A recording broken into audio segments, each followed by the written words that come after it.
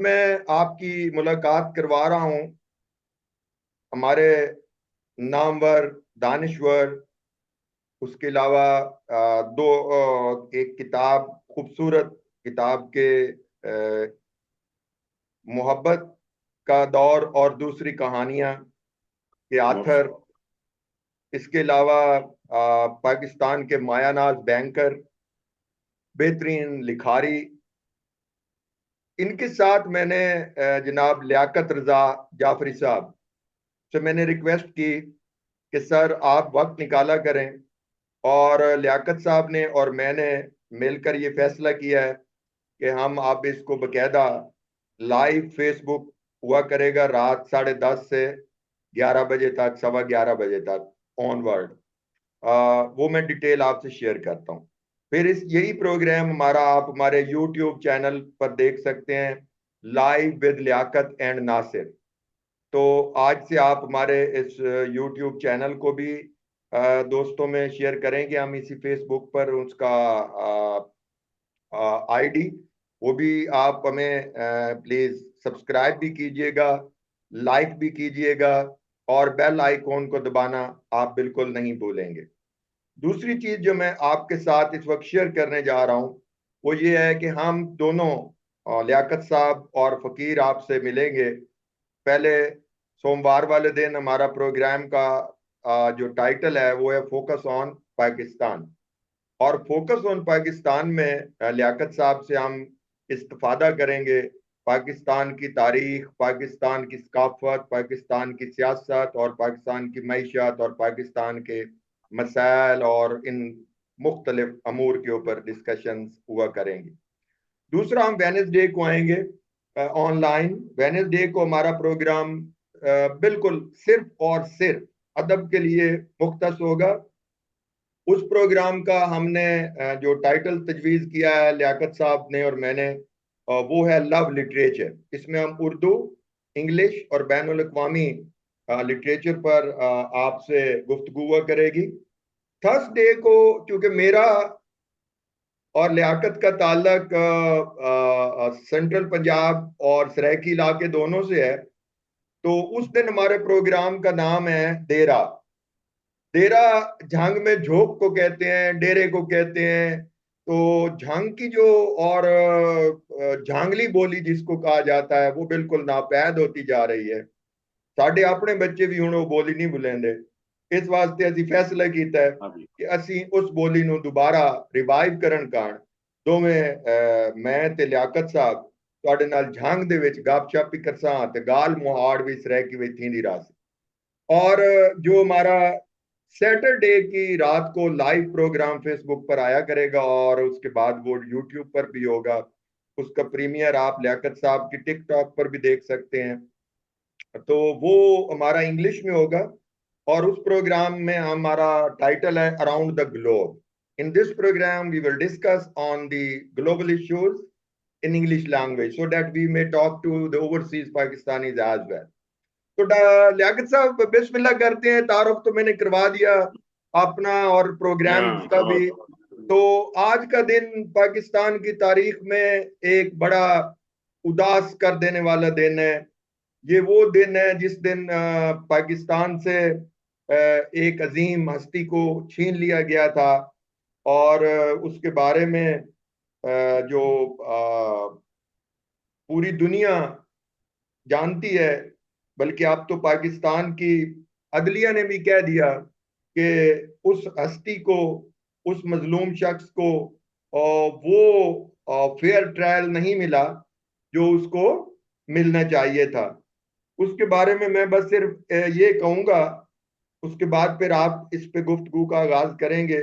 खाक में ढूंढते हैं सोना लोग, खाक में ढूंढते हैं सोना लोग, हमने सोना सुपुर्द खाक किया। तो वाह। 4 अप्रैल, खाक में वाह वाह वाह वाह। ढूंढते हैं सोना लोग, हमने सोना सुपुर्द खाक किया। और वो सुपुर्द खाक जो सोना हमने किया वो आज गड़ी खुदा बख्श में लोगों की दिलों की धड़कन जुल्फिकार अली भुट्टो है। और भुट्टो एक पूरी, आप जानते हैं सर कि एक लेगेसी है।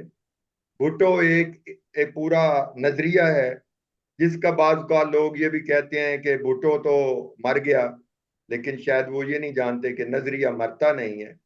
शायद कभी मध्यम पड़ जाए, लेकिन मरता तो नजरिया कभी भी नहीं है। और आप, इससे पहले कि मैं आपको दावत दूं कि आप इस मौजू पर भुट्टो साहब के बारे में गुफ्तगू करें, आपने भी मुझे हुक्म दिया था कि मैं इसमें इस बात ये चेयरमैन बिलावल भुट्टो तक, वजीर आजम शहबाज शरीफ तक, इसके अलावा सदर पाकिस्तान आसिफ जरदारी तक पहुंचाऊं कि चूंकि अब अदलिया और सुप्रीम कोर्ट के फुल कोर्ट ने कह दिया कि भुट्टो का ट्रायल फेयर नहीं था, तो वो जो एक कंट्रोवर्सी है भुट्टो साहब के बारे में वो तो दूर हो गई। लिहाजा हम अपील करते हैं बासियत पाकिस्तानी और दानश्वर और तारीख की दुरुस्तगी के लिए कि भुट्टो को शहीद करार दिया जाए। और 4 अप्रैल को, जैसे लियाकत अली खान को शहीद मिल्लत कहा जाता है, तो 4 अप्रैल का दिन शहीद जमहूरियत या शहीद अवाम, जो भी टाइटल पसंद फरमाए हुकूमत, वो उनके लिए मुख्तस किया जाए।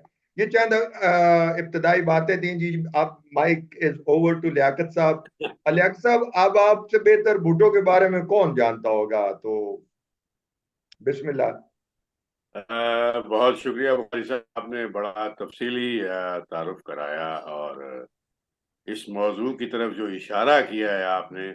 आप इस मौजू की तरफ बात कर रहे थे और मैं पता नहीं बुखारी साहब कहाँ गुम हो गया था। भुट्टो का नाम ऐसा है कि जैसे ही हमारे सामने कोई शख्स भुट्टो का नाम लेता है, अपना या पराया, तो न जाने क्या हो जाता है, क्या अरे हमारे ज़हन में चल रहा होता है, हमारे दिल किस कदर मुजमहिल हैं आज के दिन। अच्छा नारायण। साहब, बातें बहुत करने वाली हैं। हम्म। एक शख्स पैदा हो रहा है जनवरी सन 28 को, और अप्रैल 79 में जितना बेईमाना कत्ल किया गया। आपको अदालती पता है कत्ल, ना वो जो बाकायदा लीगलाइज्ड, बाकायदा जिसको करने की बाकायदा कोशिश जो कर। ये एक रिवायत और बल्कि दरायत जो है उसे भी छापा गया है। वो कर्नल, आपको याद है ना, रफीउद्दीन साहब है, क्या नाम है उनका? रफीउद्दीन, अब भुट्टो के हाँ, आखिरी उन्होंने तीन सौ उनके आखिरी तेईस दो, दिन वो जो भुट्टो के आखिरी 323 दिन। 323 दिन में उन्होंने जो तस्करा किया है।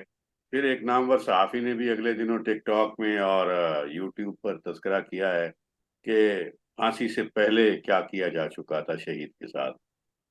तो मैं ये चाहूंगा कि हम जिस तरह से ये गुफ्तगू कर रहे हैं, या जो एक हमने बीड़ा उठाया है मुख्तलिफ फोरम्स पर, खसूसन आपकी सरबराही में, और जिस तंदही से बुखारी साहब आप काम कर रहे हैं, ये यकीनन ये एक तारीखी नवैयत का काम है। क्यों? कि बेदार करना बहुत मुश्किल काम होता है। बेदार करना बहुत ही मुश्किल काम है। हाथ हम्म। और पांव आप बांध के, आप बंदे को हाथ और पांव खुले हो ना, और उसे एहसास दिलवाएं कि यार तेरे हाथ और पांव खुले हैं, ये सबसे खतरनाक काम है, सबसे मुश्किल काम है, जान जोखों का काम है। आज की नस्ल जो है वो भुट्टो साहब के बारे में, और जिन्हें पाकिस्तान की तारीख से ही नहीं पढ़ाई गई, वो भुट्टो साहब के बारे में क्या बताएंगे? जी बिल्कुल बिल्कुल लियाकत साहब, गुजारिश ये है कि मैं चूंकि उस्ताद भी हूं, तो इस बात को तो मैं बहुत अच्छी तरह जानता हूं कि आज की नस्ल के सामने भुट्टो का नाम लिया जाए तो उनके लिए एक बड़ा वो मतलब है, जिसको नापसंदीदगी का इजहार करते हैं, उसकी शायद बुनियादी वजह वो तारीख का मुगालता है जी हाँ। जो फैलाया गया। मैं आपसे गुजारिश करूंगा कि आप ये जरूर बताएं कि किस तरह तरह बादशाह ने कहा उधर तुम और इधर हम, और ये उसने गलत इतनी सुर्खी तकलीफ लगाई के और बाद, फिर माफी मांग कर दुनिया से गया। हाँ, ये अब्बास अतहर ने, और ये अब्बास अतर शाह साहब, और उसके एक्सप्रेस बाद के। उसके साथ शाह साहब निसार उस्मानी भी था। जी ये, जी जी। हाँ, ये लोग जो है ना, इन लोगों ने, वो भी, उनकी भी हम नीयत पर शक नहीं करते, बड़ी वजाहत से उन्होंने बयान कर दिया कि गलती जी, जो है वो और ये भी वो बड़ी बात है लियाकत भाई, हाँ, ये बड़ी बात है कि अपनी गलती को तस्लीम कर लेना। अपनी गलती उन्होंने तस्लीम की है बुखारी साहब, और बड़ा तफसील के साथ बताया है उन्होंने कि ऐसा नहीं था। और अब्बास अख्तर खुद बड़े प्रोग्रेसिव आदमी थे, हम तो तवक्को ही नहीं करते थे। उन्होंने जिस वो दिन वो ये खबर लगाई थी, या जो हालात थे, वो तो फिर ट्रेंड सेटर बन गई ना।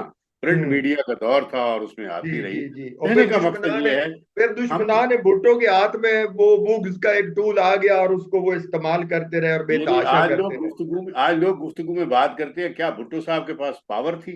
जो आपने 71 का सानहे में भुट्टो साहब का एक्यूज लोगों के साथ नाम लेते हैं, जी। वो इलेक्शन जीते हुए थे, पावर में नहीं थे। बिल्कुल ऐसे। उनके मुज़ाकरात मुकम्मल हो चुके थे। मुजीब साहब को आपके हमसायों ने ट्रैप कर लिया था। जी। जी। याहिया खान साहब जो हैं और अयूब खान साहब जो हैं, उनका जो एजेंडा था वो कुछ और नवैयत का था। बिल्कुल दुरुस्त। और यहाँ शाह साहब मैं ये भी कहना जरूर चाहूंगा कि मीडिया पर आजकल हाइब्रिड वार में वो पता नहीं क्या अजीबो गरीब रैंक के लोग बैठ करके इंडिया के बातें करते रहते हैं। पाकिस्तान भारत से जंग नहीं हारा, हमारे साथियों ने हमें छोड़ा है। हम्म। उसकी इतनी हिम्मत नहीं थी कि हमें हरा देता। बिल्कुल ये ऐसे। तारीख से साबित है। बिल्कुल ये वो दुरुस्त। मीडिया की वजह से बात करते हैं, वरना भुट्टो साहब के या इनके होते हुए मुजीब और मुक्ति बानी के लोगों ने पीठ पे से छुरा मारा था और हालात खराब हुए थे। इंडियन अपने सर पे ताज सजा लेते हैं, इन्होंने तो उस मौके का फायदा उठाया था। बिल्कुल दुरुस्त। बिल्कुल शाह दुरुस्त। साहब, तो आप और मैं जब हम एक दूसरे में लड़ रहे हैं तो तीसरी कुवत तो फायदा उठाएगी। बिल्कुल ऐसे। और अच्छा, आप देखें भुट्टो, लियाकत साहब, मैं आप आपकी आपकी तवज्जो इस जानब भी मबजूल करवा दूं कि भुट्टो साहब ने सिक्योरिटी काउंसिल में कहा हम 1000 साल तक जंग लड़ेंगे, जंग और वो लड़ेंगे। उठ के आ गए। इसका मतलब ये था कि वो he was so confident that we will not be defeated, but defeat बिल्कुल, कम्स थ्रू द बिल्कुल, डिसऑर्डर ऑफ द हाउस। बिल्कुल, बिल्कुल। और हाँ। माई कंट्री हार्कन्स भी, मैं कहा हाँ। था मैं जा रहा हूँ। हाँ। हाँ। और बिल्कुल बिल्कुल। वो लीडर लोग थे। अब बिल्कुल। यहाँ शाह साहब, मसला ये है जिस तरफ हमने फोकस करना है ना, जी। जी। कि ये जो इंट्रोडक्शन है ना नौजवान नस्ल को जो हाइब्रिड वार का शिकार हो चुकी है, मैं ये कहूंगा कि किसी खास एक जो सूडो इंटेलेक्चुअल्स के नजरिए के जेर ताबे, अगर आप मुझे इजाजत दें, मैं बड़ी दिलसोजी के साथ एक टर्म आपके पास पेश करूंगा। ये जॉम्बीज बन चुके हैं एक जमात के। जी। जी। जी। जी। इसकी वजह से सोचने की जो सलाहियत है ना इस कौम की, उसको डैमेज किया जा रहा है। ये मैं आज से आपसे, नहीं, मैं हाइब्रिड वॉर पे किताब पढ़ रहा था। तो उसमें जो बड़ी इंपॉर्टेंट बात है वो ये है सर कि हाइब्रिड वॉर तो बहुत डिफरेंट टूल्स के साथ लड़ी गई ना। इवन बहुत जब भुट्टो साहब के खिलाफ पीएनए की तहरीक चलाई गई, तो हाइब्रिड वॉर तो उस वक्त भी जारी थी। और उस हाइब्रिड वॉर में आपने देखा कि पाकिस्तान नेशनल अलायंस जो था, उसने हवाई जहाजों से बकायदा पर्चियां गिराई गई थी कि शहीद भुट्टो की वालदा जो है वो हिंदू हैं। और हाँ जी, वो वो गरीब मैं बात। जब उसके बाद उस वक्त मैं 5वीं जमात का तालिब इल्म था, तो जी हाँ। वो जंग में मेरे इलाके में जब गिरी पर्चियां तो मैंने भी उठा के देखी। मैं भी बड़ा परेशान हुआ। तो बाद में पता चला कि भाई ये तो माँ की तरबियत थी जिसने भुट्टो की दो बड़ी शख्सियात को जन्म दिया। एक वो जो वडेरा भुट्टो था, और एक वो शख्सियत जब माँ याद आती थी तो गरीब के लिए वो शीशा पिलाई हुई दीवार बन जाता था जालिम समाज और जालिम साम्राज्य के स्टैनले सामने। स्टैनले वालपर्ड ने, शाह साहब आपको याद होगा, जी। उसमें बड़ा जी। तफसील से लिखा है कि उनकी वालदा ने उसकी कैसी तरबियत की। बिल्कुल भुट्टो साहब का बिल्कुल। बचपन में बीमार होना और नाकाबिल इलाज हद तक बीमार होना, जी। और फिर अच्छा, उसकी वालदा का। उसमें लियाकत एक और बड़ी इंपॉर्टेंट बात है। स्टैनले वर्ल्डपट जो है वो साउथ का एशिया या सब कॉन्टिनेंट के ऊपर उसने जो तीन बड़ी शख्सियात को मुंतखब किया है, जी जी, गांधी साहब, उसमें से खालिद आजम। दो पाकिस्तान की हैं। जी हाँ। जिना ऑफ पाकिस्तान एंड जी जुल्फिर हाँ। भुट्टो ऑफ और पाकिस्तान। जुल्फिर भुट्टो ऑफ ठीक पाकिस्तान। है ना। तो ये हाँ जी बड़ा हाँ। एजाज है इस खित्ते का, इस जी हाँ। हमारे मुल्क का, कि अमेरिकन प्रोफेसर जो है वो इतनी बड़ी जो उसकी रिसर्च है वो दो पाकिस्तानियों पर है। अच्छा, मैं क्योंकि आप के तवसत से मैंने वो किताब 95 में खरीदी और कई दफा उससे गुजरा हूँ, तो मुझे यूं लगता है कि उसका एक दिलचस्प वाकया शायद लोगों के गोश गुजार कर दूं तो हम आपका और मेरे तवसत से हो जाएगा। जी वो लिखते हाँ। हैं कि बड़ी मजे की बात है कि भुट्टो साहब पढ़ते थे यूनिवर्सिटी ऑफ कैलिफोर्निया में, तो वीकेंड पे कहीं गायब हो जाते थे। तो स्टैनले वेलफोर्ड लिखता है कि पटेल मोदी जिसका हमने एक टाइटल रखा जुल्फी माय फ्रेंड, उसी की किताब के नाम पर अपने प्रोग्राम का। हाँ, तो एग्जैक्टली। वो स्टैनले लिखता है कि भुट्टो से उसके दोस्त ने पूछा भाई तू किधर चला जाता है, रात को तू गायब हो जाता है, जुमे की शाम तू निकल जाता है, तो अगले मंडे की सुबह तू नमूदार हो जाता है। तो भुट्टो साहब हल्के से मुस्कुराया, उन्होंने कहा मैं एक मेरी वो भाभी है, वो मेरी फ्रेंड है, तो मैं अपना वक्त उधर गुजारता हूँ। सो दैट्स सो ब्यूटीफुल यार, कि मतलब ओ, लाइफ जबरदस्त, पर्सनैलिटी। जबरदस्त, जबरदस्त, इसी तरह जबरदस्त। देखे ना कि हुस्ना शेख के हाँ हवाले जी, से भी भुट्टो साहब हाँ का जी। वो बातें भी करनी चाहिए ना, अवाम के साथ, लोगों के साथ जो उनकी ये शख्सियत का यही हिस्सा बात है। है, यही बात भुट्टो है। साहब इंटेलेक्चुअल पर्सनैलिटीज को बहुत पसंद करते थे, बेताशा बहुत पसंद करते थे। बहुत और बहुत। जो बंगाली औरत थी हुसना शेख, उनके साथ उनकी दोस्ती भी मैं इसी बुनियाद पर थी जी हाँ। कि उसके साथ बैठकर इंटेलेक्ट की बातें करते थे।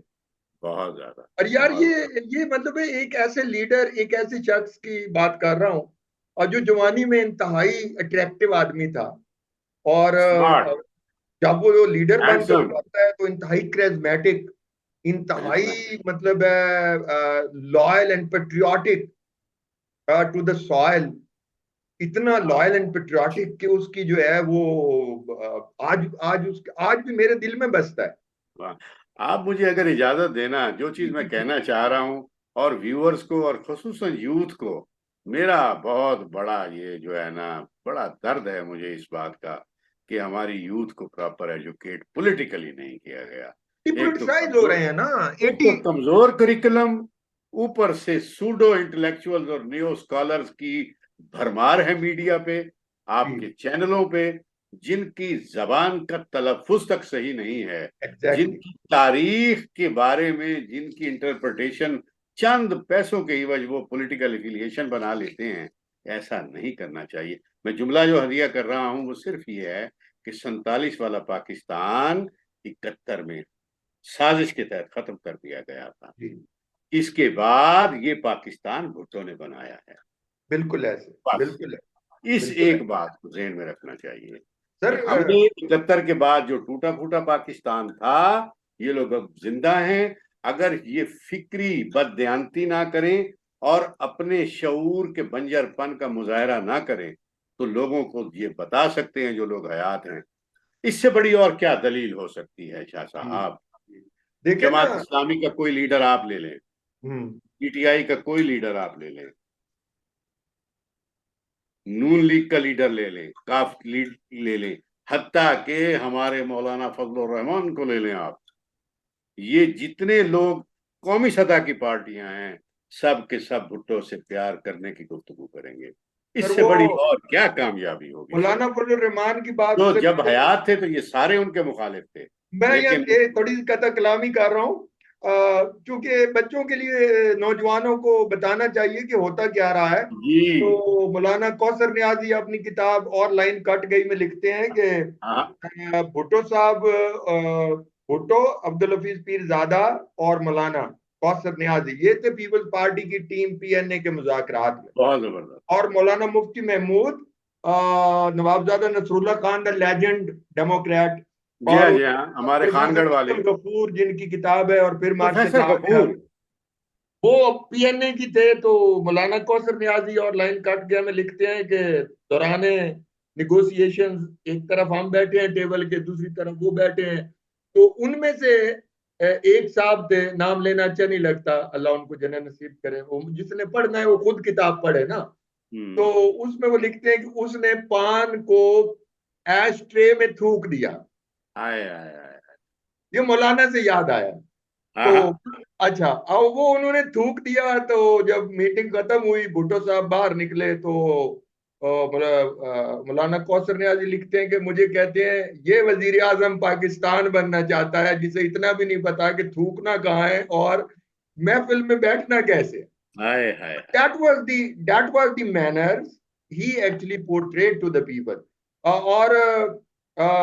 और बड़ी इंपॉर्टेंट बात ये सर देखें, वो इंदिरा गांधी जो थी, वो अपने आप को बड़ा प्राउड समझ रही थी शिमला मुआहदे के वक्त सन ना। 72 वाली बात जो आप फरमा रहे 72 हैं। वाली बात मैं हाँ, आगोश गुजार कर रहा हूँ। जो शिमला में जो कुछ हुआ, हाय और हाय। याना फलैशी ने जो लिखा है कि या भुट्टो साहब का मैंने इंटरव्यू किया, अपनी किताब इंटरव्यू विद हिस्ट्री, तो उसमें वो या लिखते हैं, और याना के भुट्टो से मैंने पूछा कि भी आप इंडिया जा रहे हो तो इंदिरा गांधी के बारे में आपका क्या ख्याल है। वो कुछ 6-7 लोगों के इंटरव्यूज हैं उसमें, अगर लोग या देखना चाहें तो जरूर पढ़े, जी लो। नौजवान नस्ल। तो उसमें या भुट्टो कहते हैं कि I know her, she is just a graduate of Oxford putting on the green saris and have a Tilak on her forehead.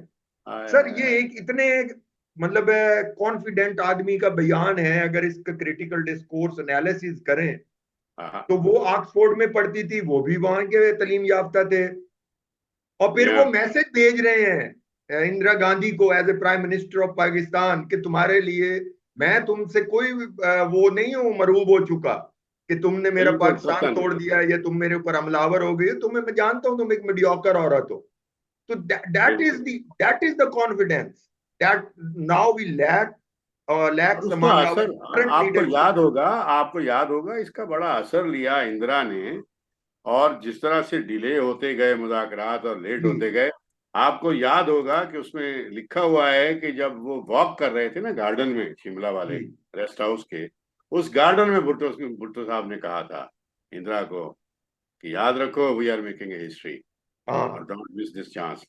अगर यस। हमने आज ये चांस मिस कर दिया तो इंडियन सब कॉन्टिनेंट, इंडो पाक सब कॉन्टिनेंट के लोग हमें माफ नहीं करेंगे, हमें हाँ तारीख माफ नहीं करेगी। ये ये ये वहां जो जाके, वहां पर टर्निंग पॉइंट था जो भुट्टो साहब का कॉन्फिडेंस था। 95,000 फौजी आपके ला रहे हैं, मकरूज मईशत आपकी है, मशरकी पाकिस्तान जो बांग्लादेश बना दिया गया था उसका तमाम डेट आपके हिस्से में आ रहा है। $0.3 मिलियन का कर्जा सिर्फ लिया, भुट्टो साहब ने कर्जा लिया ही नहीं। आप उसकी कहाँ 599 मिलियन की एक्सपोर्ट थी और कहाँ वो 850 मिलियन पे चली गई। एक्सपोर्ट में रिकॉर्ड जो है आप उसके देखें कि भुट्टो साहब के होते हुए आप इकोनॉमिक इंडिकेटर निकाल के देखें कि आपका पाकिस्तान जो हमारे आजकल के नौजवानों का है ना, मैं दूसरा लफ्ज इस्तेमाल नहीं करना चाहता जो मेरी झांग की बोली में मेरे मुंह पे आया हुआ है। नहीं, और रान दो। जान दो, मैं नहीं करेंदा, इन्होंने छोरों ने पता लग भाई सी हाँ जी, वो कि बाद ये में इंशाल्लाह पाकिस्तान जरा वो 71 आ रहा तेरे है ना, तेरे वाले प्रोग्राम में। ये जो 71 के बाद का पाकिस्तान जी है, हमारे नौजवानों को ये मानना पड़ेगा ये भुट्टो की विजन की वजह से बचा है। डॉक्टर साहब, मैं ये भी चाहूंगा कि आप ना इस पे भी रोशनी डालें कि रिफॉर्म्स जो उन्होंने की थी। कमाल की रिफॉर्म्स की हैं उन्होंने। कौन सी रिफॉर्म की बात करते हैं आप? किस सेक्टर की रिफॉर्म की बात करते हैं? इंडस्ट्रियल की रिफॉर्म की बात करेंगे आप अपनी एग्रीकल्चरल रिफॉर्म की, लैंड होल्डिंग की रिफॉर्म्स की बात करें आप, उसके बारे में तो मशहूर है वो अपने ही तबके का गद्दार था। जी एग्जैक्टली उसको कहा जाता जैसे था कि लैंड रिफॉर्म्स जैसे के बारे में। हाँ जी, टॉल्स्टाई की बात तो बड़ी समझ आती है, बड़ा जायदाद वाला था, फिर वो गरीबों के लिए बोलने लग गया और उसने इधर नावल नहीं लिखे। याद आता, इधर नहीं इधर याद याद नहीं आएगा। आता। इधर बुक्स जितने जो है बड़े वो बड़े जाते ही नहीं। इंटेलेक्चुअल्स हैं जिन्होंने अपने ताज छोड़े हैं, वो आपको याद आ रहे हैं। और हम्म। आपको वो शख्स याद नहीं आ रहा जिसने आप लोगों को शऊर दिया। आज बात हो रही है मिस्टर एक्स वाई जी ने हमें शऊर दिया।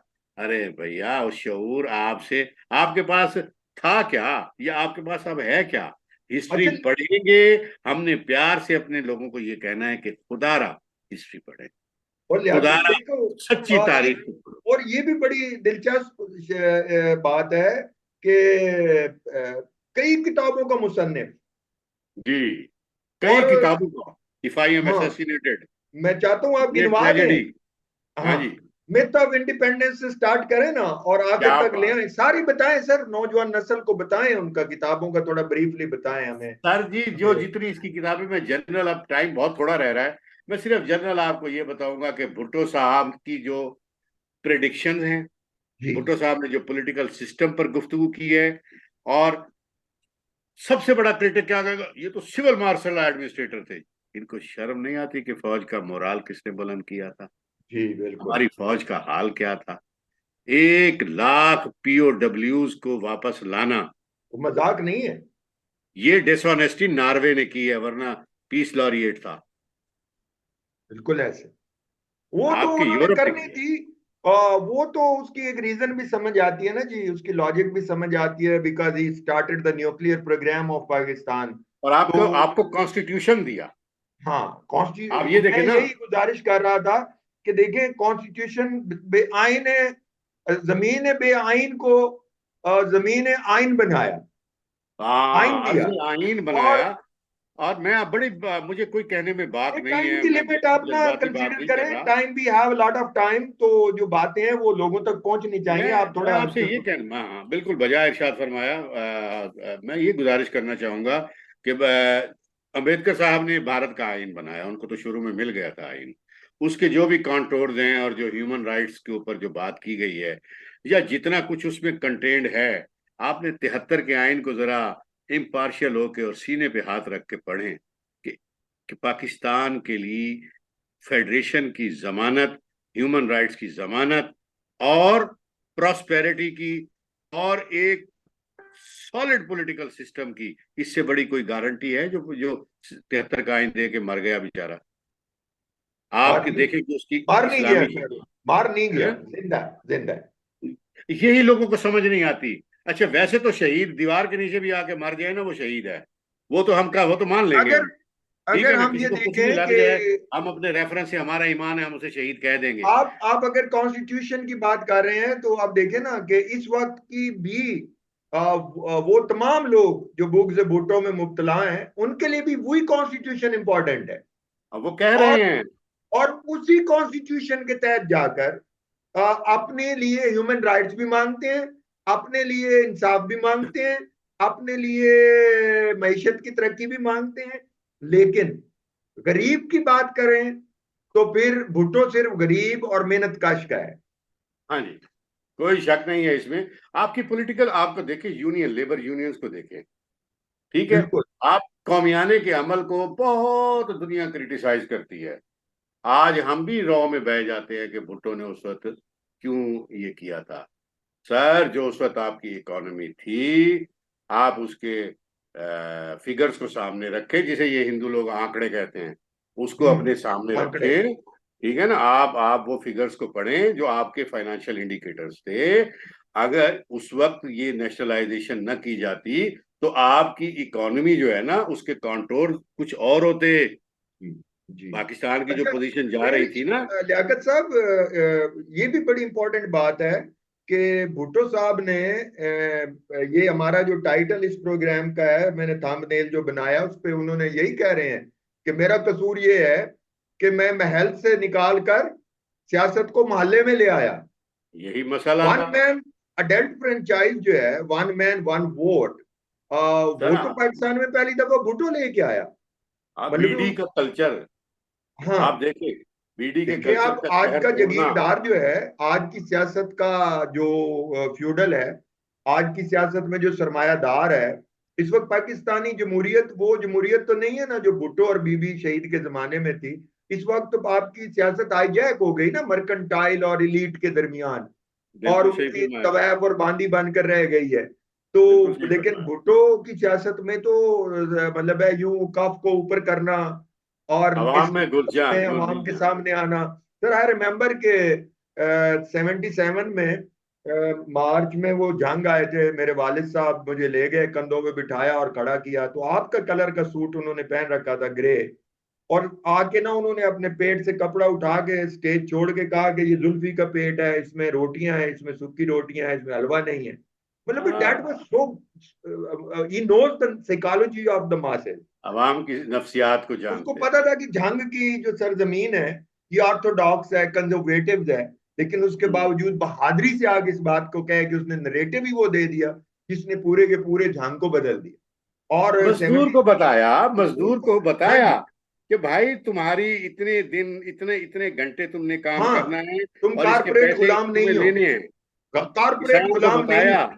हाँ। हाँ, तुम इसी गुलाम तरह नहीं हो तुम। तालीम को देखें जी, तालीम को देखें, सेंटर ऑफ एक्सीलेंस आज हाँ, उसको कहते हैं, अलामा इकबाल ओपन यूनिवर्सिटी, उसको उसने नाम रखा पीपल्स यूनिवर्सिटी। दुनिया का सबसे पहला आइडिया है बुखारी साहब, जी दुनिया जी, का। Exactly exactly.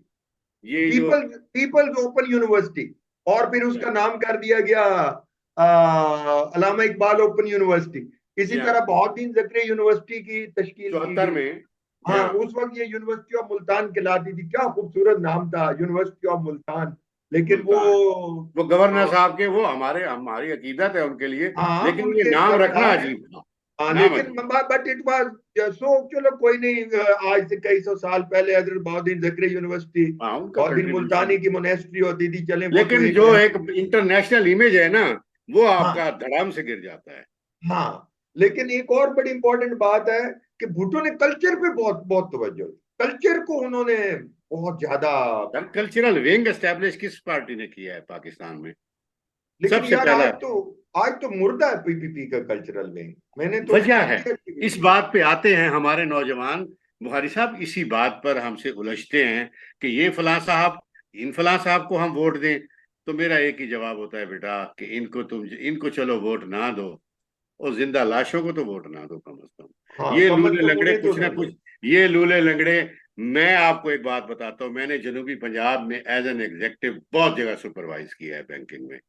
जिन लोगों को मैं मुख्तसर इंडिकेटर देता हूं आपको, मुझे नहीं पता, मेरे नौजवान हमारी, अब मैं रेशोज तो बैलेंस शीट की डिस्कस करने से रहा, एक जी जी इंडिकेटर जी देता हूं जी आपको। जी वो ये है कि जो लोग, ये पिछली रिजीम में पीपल्स पार्टी की 8 में आई थी ना, जी, 8 2008 में बीबी शहीद के बाद। 8 से 13 बीबी शहीद के बाद, दिसंबर 2007 का सानिया, और फिर पीपल्स पार्टी। शाह साहब जिन लोगों को साइकिल पे होते थे ना, काश्तकार, साइकिल पे, मैंने 5 साल के पीरियड में उनको कार पे देखा है। एग्जैक्टली। पूछे क्यों? सिर्फ इसलिए, आपकी गंदुम और आपके गन्ने की जो प्राइस है ना, इसके लिए जितना काम पीपल्स पार्टी की गवर्नमेंट ने किया है ना, और सैलरीज, सैलरी। आपकी कमोडिटीज की प्राइसेस, हम जरिए मुल्क हैं सर, प्लीज। उल्टे सीधे रेशोज ये हमें पागलों की तरह बता रहे होते हैं और हम सब समझ रहे होते हैं।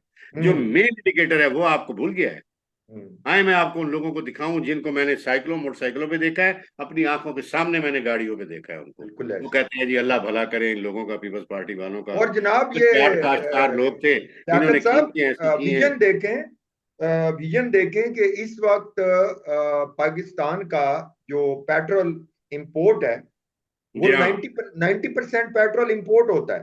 टेन इम्पोर्ट होता है परसेंट हमारा। पाकिस्तान अपना प्रोड्यूस करता है, ये पुठवार रीजन और खास के लिए बदीन वगैरह के इलाके से, हम्म, और कुछ बलूचिस्तान से। तो आप ये देखें कि भुट्टो साहब ने 70s में हर शहर में ओमनी बस सर्विस शुरू कर रखी थी। और शानदार। उस ओमनी बस सर्विस की, जिसे हम पब्लिक ट्रांसपोर्ट कहते हैं या मैस ट्रांजिट सिस्टम कहते हैं, कम्यूटर सिस्टम कहते हैं, वो ये जानता था कि जब लोग अपनी गाड़ी इस्तेमाल नहीं करेंगे और वो पब्लिक ट्रांसपोर्ट में आएंगे तो उसके 3 एडवांटेजेस थे। नंबर वन, के इंटरसिटी पोल्यूशन नहीं होगी। नंबर सॉरी, इंटरसिटी पोल्यूशन नहीं होगी। नंबर टू, इक्वलिटी आएगी, लोग जो है। और number four, the balance of import of petrol will reduce. और आज आप देखें कि इस्लामाबाद में कोई ट्रांसपोर्ट सिस्टम नहीं है। आपका सारा पाकिस्तान जो है वो उस ट्रांसपोर्ट सिस्टम से महरूम कर दिया गया है। जी शहरों हाँ, में या बाइक्स हैं या आपकी अपनी गाड़ी हो तो आप मूव कर सकते हैं। अब जो जो नवाज शरीफ साहब के दौर में मेट्रो चलाई गई है उसका किसको फायदा है? बहुत मतलब कम। एक एक स्पेसिफिक जगह पे चलती है ना, उसके बाद तो एक फिर ही वो रूट है, इसे यूं यूजलेस है। कह लें जटा की जबान में, एक ही रूट है। एक ही रूट है। एक 50 रूट रूट। होते हैं शहर हाँ में। जी, हाँ जी। तो अगर आप बैनुल अक़वामी दुनिया में जाके देखें तो कोई भी दुनिया का शहर ऐसा नहीं होगा जिसमें अंडरग्राउंड सबवेज या मेट्रोज नहीं चलती या बसें नहीं चलती। मैं इस्लामाबाद में आपको बताऊं कि motorcycle is the public community commuters के लिए जो है, या, मोटरसाइकिल बाइक या टाइप चीजें जो है, वार बंधन है, ग्रीन हेलमेट पहनो। ये मतलब है, that is the important point two think कि बिल्कुल वो सही। किस तरह सोचता था गरीब के लिए। हेल्थ हाँ, केयर को देखें कि हेल्थ केयर में उस जमाने में कितने हॉस्पिटल बने, किस बेसिक तरह हेल्थ गरीब। यूनिट्स। बेसिक हेल्थ यूनिट्स, 5 मरले जमीन अलॉट की गई बेघरों को। जी हाँ, और उसके बाद मतलब मेरे सामने सरकार आपको, की जो जमीन थी, वो जमींदारों ने खुद खुश हो के 5-5 मरले उनको दिलवाए। और उनको, यूएई, सऊदी अरब, इसमें आपका कितना स्किल्ड तबका गया है, कैसे हाँ, एलिवेट हुआ। That is the most important. आज आप जितना पैसा कमा रहे हैं, इस ओवरसीज ये से आ रहा है शख्स, ना, किसी शख्स ओवरसीज की से आ रहा है। विजन की वजह से था, हाँ किसी जी। का भी। ये जो आज वो जिन्हें आप जॉम्बीज कह रहे थे, वो जी जो हाँ, बच्चे वहां बैठे हुए हैं, हाँ, वो आज गालियां देते हैं तो उनको ये नहीं पता कि 72 के बाद कितने पाकिस्तानी यहाँ से इमिग्रेंट होके गए हैं जी हाँ, और आज उनकी नस्लें आगे आई हैं। तो वो जी ये हाँ, बड़ी बातें। फिर सर, उनकी जो फॉरेन पॉलिसी है, जी मैं हाँ, तो उसको कहता हूं कि Bhutto actually is the architect of the Pakistan foreign policy. चीन के साथ ताल्लुकात का इस्तवार करना, इंडिया और चाइना की जो माकमोन लाइन है, जी वो हाँ, आज भी डिस्प्यूटेड है तिब्बत के साथ। लेकिन या भुट्टो ने उसको 63 में एग्रीमेंट करके बिल्कुल क्लियर कर लिया, और उस पे आज माशाल्लाह आप सीपैक चला रहे हैं। इसके अलावा आप देखें कि उसने यूब खान को कहा कि रशिया के साथ यार अच्छे तल्लुकात होने चाहिए, आप हाँ दस जी, हजार किलोमीटर 20,000 किलोमीटर दूर की ताकतों से तल्लक रखते हैं। ये बड़ी ये इंपॉर्टेंट आपका बात है। इमीडिएट नेबर है। और फिर आप बात कर रहे थे POWs की, तो जी जब हाँ। बांग्लादेश अलग हो गया तो पहली जी वीटो चाइना ने की थी। जी चाइना हाँ। की तारीख की पहली वीटो बांग्लादेश की जी मेंबरशिप हाँ। रोकने के लिए थी। किसके कहने पर बिल्कुल। थी? उसके कहने बिल्कुल पर ये थी ना। हम फिर हम वाइब्रेंट 74 थे की, इंटरनेशनली। फिर Organisation of Islamic Conference, one of the largest one, 38 heads of the states gathered in Lahore, हाँ। और आइसोलेशन से निकाला पाकिस्तान को। जब आप आप करेंसी पैरिटी आपको बैंकिंग की बताऊं, बड़ी दिलचस्प है, नौजवान सुनेंगे हैरान होंगे। मैं खुद इंटरनेशनल ट्रेड जब कर रहा होता था, या कोई इंडियन बिल्स हम एक्सपोर्ट करते थे ना यहाँ से, हमारे शहर से काफी सारी चीजें उस वक्त जाया करती थी भारत, एक्सपोर्ट हम करते थे। यकीन माने हमारे 1 रुपए के बराबर उनके 2 रुपए 2.5 रुपए हुआ करते थे। मैं खुद करता रहा हूँ, कल की बात है। ऐसे ही ये इन नामुरादों ने नहीं समझने। ये वीएन भुट्टो के दिए हुए थे ना ट्रेड के, जी। ये कहाँ से आ गए इनके पास? अगर ये उस वक्त at the helm of affair बैठे होते, खुदा की कसम हम एक बंद कमरे की तरह मुल्क में होते और मर जाती कौम ये। बिल्कुल ऐसे। इसने अच्छा फिर दुनिया को। मुझे वो उनका वो बड़ा मशहूर जो उन्होंने बीबी शहीद के नाम खत लिखा था, माय हाँ। डियरेस्ट डॉटर, उस पे हम अपनी बात को अगर खत्म करें, तो उन्होंने उसमें जो खूबसूरत जुमला लिखा ना पाकिस्तान के फ्यूचर को और यहाँ की पॉलिटिकल एलीट को और बाकी ब्यूरोक्रेसी और एस्टेब्लिशमेंट और इन सब को देखते हुए, तो उन्होंने बड़ा शानदार एक सेंटेंस लिखा है बीबी को उस लेटर में। उन्होंने कहा कि तुमने एक अमूमी जहनीत के लोगों के साथ जिंदा रहना है, और तुम्हें उसके अंदर अपनी जगह बनानी होगी, ये तुम्हें कभी भी ऊपर नहीं आने देंगे। अल्लाह अकबर, अल्लाह अब आप अकबर। इसका क्रिटिकल डिस्कोर्स एनालिसिस करें ना, जो आप कह तो रहे थे कि उनकी प्रिडिक्शन, तो जी, जनाब लियाकत यही तो साहब बात इस है। वक्त जो पाकिस्तान की पॉलिटिकल इलीट है, और इस वक्त जी। जो पाकिस्तान की सिविल मिलिट्री ब्यूरोक्रेसी है, इस वक्त पाकिस्तान की जो जॉम्बीज हैं, दे आर ओ। अमूमी जहनीत। हाँ। और बिल्कुल। आप मीडिया की तरफ आपने इशारा किया, तो वो मीडिया की तरफ आप देखें तो मुझे तो ऐसे लगता है कि जैसे सारे के सारे लोग जो हैं वो आइडियोलॉजी नाम की कोई चीज जानते ही नहीं है, उनको आप शाह हिस्ट्री का नहीं साहब। पता। और शख्सियत परस्ती, अमूमी अमूमी आदमी जो आम आदमी जो होता है ना सर, वो मशहूर मकूला जो है कि एक बहुत ही मीन माइंड जो होता है वो शख्स के बारे में बात करता है। तो जी जब मैं हाँ। ये मैं इलेक्ट्रॉनिक मीडिया पर लोगों को देखता हूँ अपने आप को एंकर पर्सन, और मैं उन्हें मजाकन एंकरियां भी कहता हूँ, ये जब जी हाँ। एंकर और जी हाँ। एंकरियां आते हैं, तो वो मैं कहता हूँ कि यार ये क्या, इस शख्सियत के अलावा उनके पास कोई इश्यू ही नहीं है कुछ बात भी करने नहीं का। है, कुछ भी नहीं है, प्लांटेड लोग हैं। कारपोरेट सेक्टर के सीने में दिल तो होता नहीं है ना, इसी किस्म की जी चीजें वो कैमरे के जी। आगे बिठा देते हैं मालकान, और इनको कहते हैं चलो जी फलां के हक में शुरू हो जाओ। और थोड़ा सा मुझे बड़ी, बोलना आता है। लियाकत साहब ये भी बड़ी इंपॉर्टेंट डेवलपमेंट है कि पाकिस्तान की अदलिया ने, मैं उनको सलाम पेश करता हूँ कि बहुत बड़ा उन्होंने काम है। 1954, जी हाँ। 1954 मियां मोहम्मद मुनीर के जमाने से लेकर इस वक्त तक जी पाकिस्तान हाँ। की अदलिया ने जी हाँ। अपना जो ट्रैक रिकॉर्ड है, मतलब alliance with the bureaucracy and establishment, उसको जी हाँ। तोड़ा है पहली दफा। अब कुछ और कम अज बेहतरी कम की तरफ उन्होंने, जा रहे हैं, कुछ हाँ, बेहतरी। और कम अज कम मौजूदा चीफ जस्टिस साहब और बाकी जजेस, तमाम हाँ। मोहतरम जजेस साहबान ने भुट्टो के बारे में ये कहना कि उसको फेयर ट्रायल नहीं मिला, मैं तो इससे ज्यादा की तवक्को कर रहा था।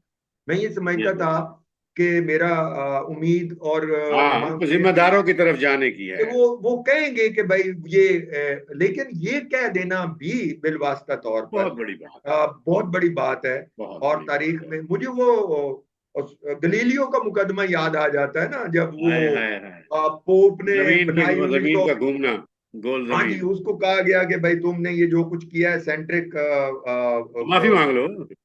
उसने कहा जी मेरे कहने से क्या होगा, और दुनिया तो घूमती रहेगी। लेकिन उसके बाद 72 में वेटिकन सिटी के पोप ने एक कमेटी बनाई, उन्होंने उस केस को रिव्यू किया, और उस केस को रिव्यू करने के बाद एग्जैक्टली 26 नवंबर 1996 में वेटिकन सिटी ने ऐलान किया, ऑफिशियल प्रेस रिलीज तो दी फैसला कि है, हम गलीलियो की रूह से माफी मांगते हैं क्योंकि उसके साथ हमारी अदालत ने गलत फैसला दिया। इंसाफ नहीं किया। तो जनाब ये अगर आप गलीलियो की रूह को वाले फैसले को देखें और मौजूदा पाकिस्तान की अदलिया, अगरचे आप भी हम उसको ये एंकर और एंकरिंग के बहुत क्रिटिसाइज करते हैं कि भाई ये जो है 140th है, exactly they are on the 140th, इसमें कोई शक नहीं है। उसकी वजह ये है कि अदलिया के अंदर आता कौन है, हम में से ही आते हैं ना।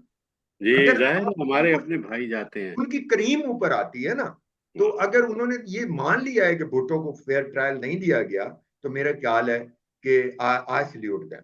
और ये देखें कि लियाकत रजा कि आज से 2-3 साल बाद जब आप पढ़ाएंगे जो भी तारीख की किताब स्कूलों कॉलेजों में, जहाँ आप जी हाँ। लिखेंगे कि क्या ने 4 अप्रैल को उसको फांसी दिलवाई थी, तो वहां आप जनाब वो भी तो लिखेंगे कि फिर पाकिस्तान की सुप्रीम कोर्ट ने फलां दिन ये कहा था कि भुट्टो को फेयर ट्रायल नहीं दिया गया। तो ये हाँ, क्रेडिट जरदारी साहब का है, ये क्रेडिट बेशक आसिफ पाकिस्तान अली पीपल्स जरदारी पार्टी का साहब को है, क्रेडिट जाता है। जाता है। और उनको, अब मैं तो जरदारी साहब से उम्मीद रखता हूँ कि वो ऐवान सदर में चूंकि विराजमान है, तो वो एक दफा फिर एक रेफरेंस दायर करेंगे या खत लिखेंगे speaker of the national assembly या प्राइम मिनिस्टर को कि हम्म, भुट्टो को शहीद का दर्जा भी दिया जाए और हम्म, उनकी खिदमात के ऊपर कोई अवार्ड भी पीपल्स पार्टी दिया करे हर साल। हम्म। अच्छा लियाकत, गो के हमारी बातें थोड़ी लंबी हो गई हैं, लेकिन यार बिलावल में थोड़ा सा स्पार्क नजर नहीं आता आपको भुट्टो वाला? बिलावल में, हाँ। अरे बिलावल जो है, मैं बड़ा होपफुल हूँ उसके बारे में। मुझे इससे बहुत उम्मीद है, नौजवान से।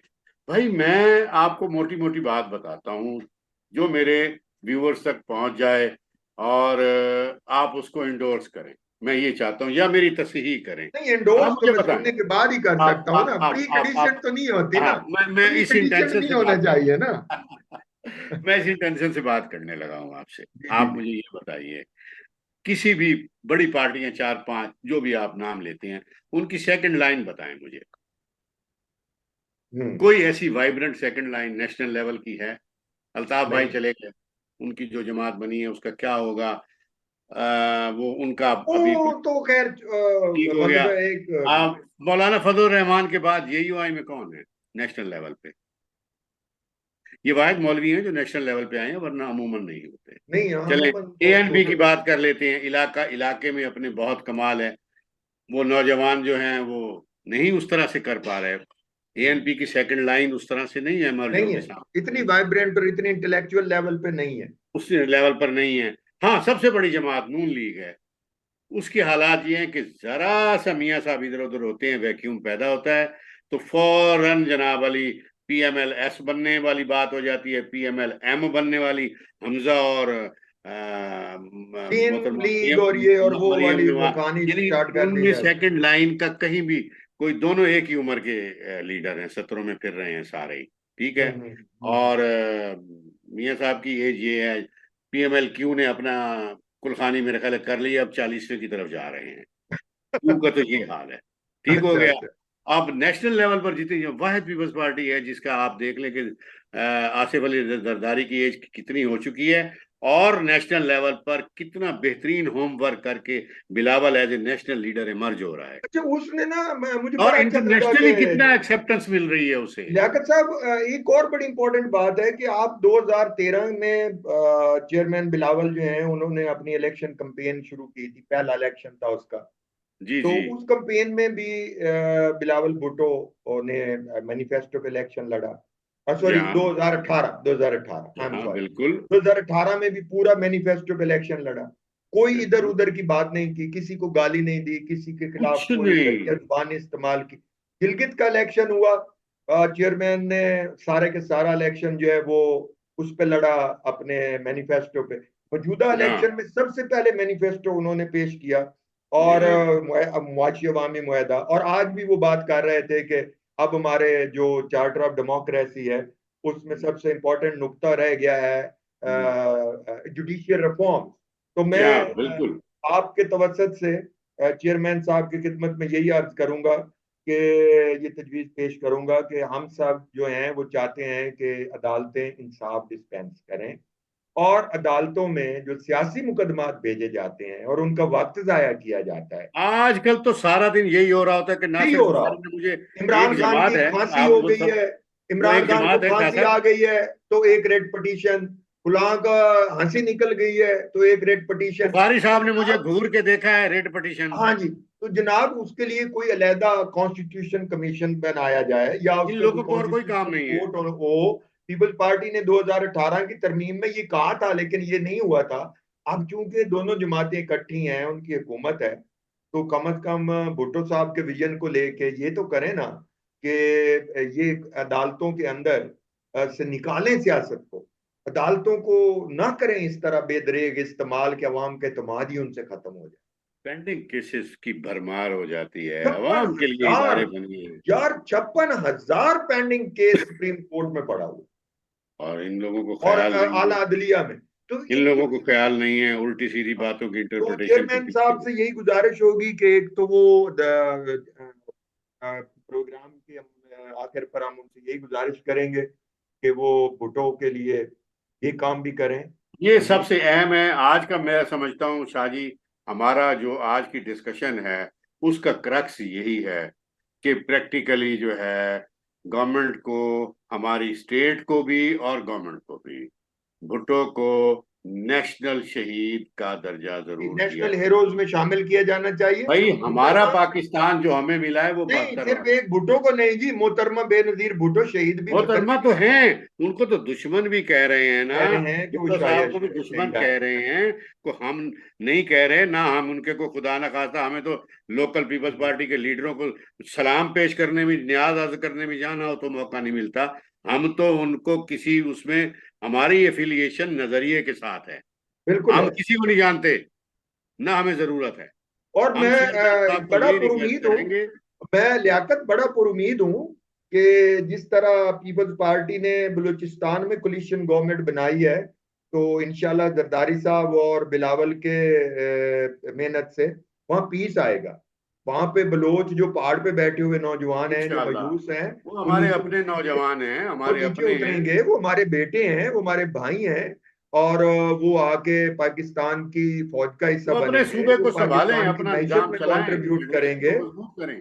जी, और दुश्मन के हाथों में खेलने की बजाय अपने मुल्क की तरक्की में हिस्सा डालेंगे। तो आज की बाप बड़ी को खुद अच्छी, संभालें। बहुत अच्छी गुफ्तगू रही।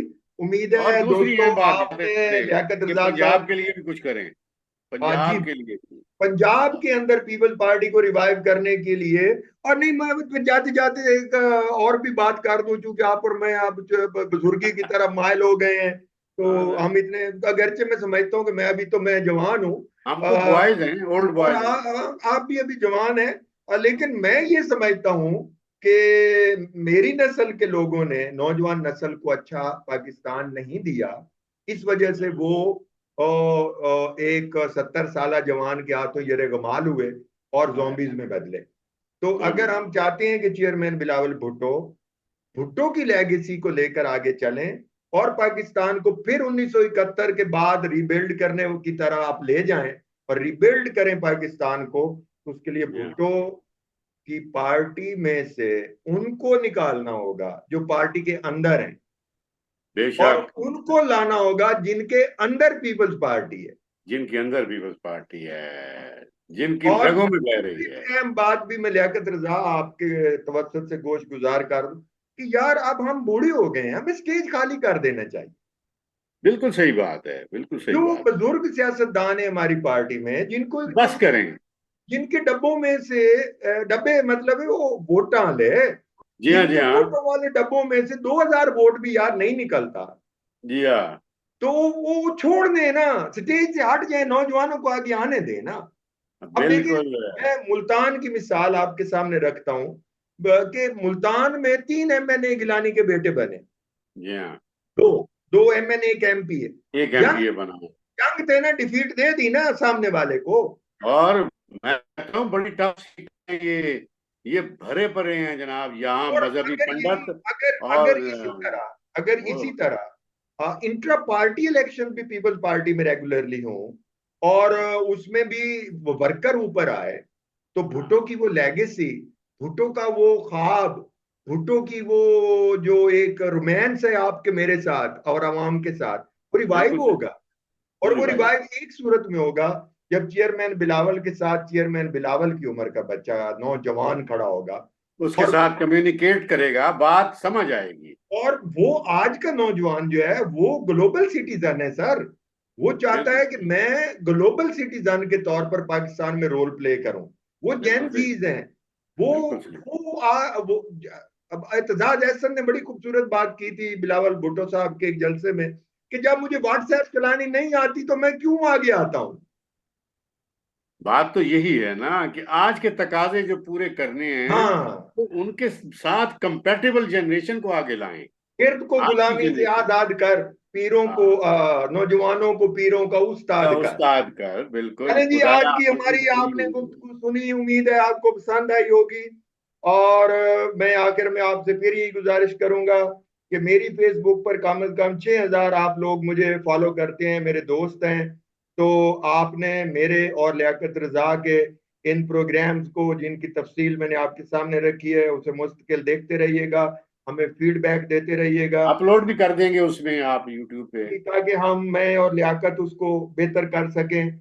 और हम हमने ये सारी जो लियाकत एक बड़ा उर्दू की एक बड़ी वो नस्लीक उर्दू में लियाकत रजा कहते हैं कि बीड़ा उठाया है आपने, तो ये जो बीड़ा हमने उठाया है नाजरीन, तो मेरे दोस्तों, इस बीड़े को आपने नीचे नहीं आने देना।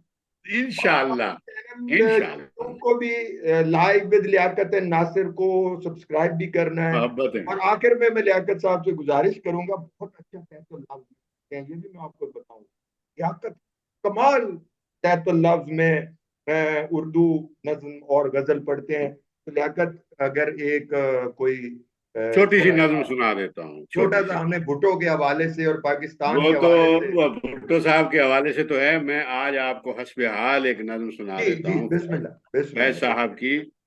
वो कहते हैं कि वो लोग बड़े खुशकिस्मत थे वाह जो इश्क को काम समझते थे और काम से आशिकी करते थे। वाह वाह वाह, काम से हम आशिकी जीते कर। जी मसरूफ रहे, कुछ इश्क किया, कुछ काम किया। वाह काम इश्क के आड़े आता रहा और काम से इश्क उलझता रहा, वाह वाह वाह। और आखिर तंग आकर हमने दोनों को अधूरा छोड़ा।